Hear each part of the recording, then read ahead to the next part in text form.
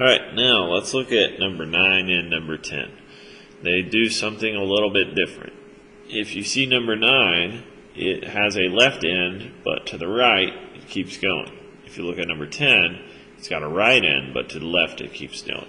So this means our domain and range is going to be a little bit different, but it's not all that complicated. Let's do these together.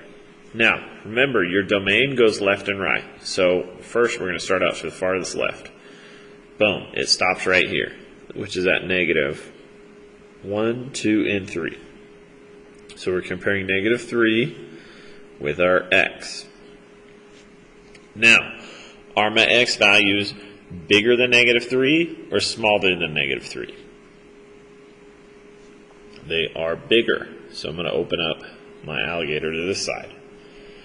Now, this is a closed circle, so that it gets included. Does it stop on the right side? No, it does not. So there's no number over here. We're just comparing negative 3 to x. So remember, if there's one stop, there's one symbol. But, like on numbers 7 and 8, there were 2 stops. There's a stop on the left and right, so it gets 2 symbols.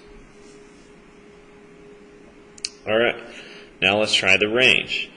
Let's start at the bottom. Well, this arrow means it keeps going forever, so it does not have a bottom, but it does stop at the top. It stops at positive 1, 2. So we're comparing our 2 with our y's. Now, are my y values greater than 2 or all smaller than 2? Good. This one, they are smaller, so your alligator is going to open up to the 2. And since this is a closed circle, this gets an or equal to. So here's where you're going to have to pay attention with your symbol.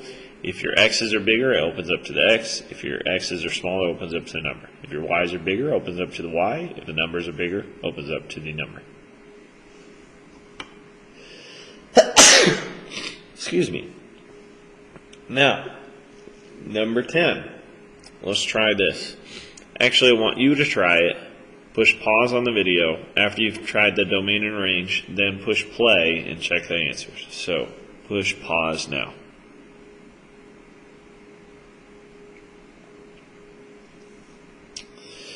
Alright, so remember, domain is the x values. Let's go furthest to the left. Look at that, I have an arrow, which means it never stops. So I'm going to go furthest to the right, and it stops right here. Let's count it. Positive 1, 2, 3, 4, and 5. So we're comparing positive 5 to our x's. Is this are my x values all bigger than 5 or smaller than 5? They are smaller, so it's going to open up to the 5. Now, is this an open or closed circle? Good, it's open, so this does not get underlined underneath it. Now, let's look at the range. Remember, range is the y values. So we're looking up and down. Start at the bottom. Boom, right here. This is the bottom of that line. And it goes to negative 1, negative 2. So we're comparing negative 2 with our y. Now let's see how high it goes. Boom. Remember, that arrow means it keeps going. So we will not have a number on the right because there was only one stop. You will only have a symbol when there's a stop. Say it.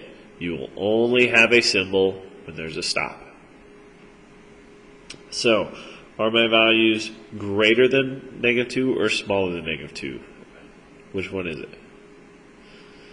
Good. If they were smaller, they would be down here, but they're all larger than negative 2. They're increasing. So this time, open up to the y. This is an open circle, so it's not included. Now, what I'm going to do is I'm going to show you your assignment and try to answer a few questions on there. Okay, your assignment is this one, identifying functions from graphs. Now, on these, it is asking for 3 answers. Is it a function, and what's the domain and the range? So if it's a function, you're just going to answer yes or no. So on this first one, we look. Remember, for function test, you're just testing your x's, see if any repeat. No. If they repeat, it will not pass what we call the vertical line test. So when you go left to right, it should only hit in one value if it's a function. And yes, every part of that line only hits in one spot when we go left to right. So function, you're just going to put yes or no. Is this one a function? Yes, it is. After you answer the function, yes or no, then you're going to find the domain and you're going to find the range, just like in the notes. All right, guys, good luck on your assignment.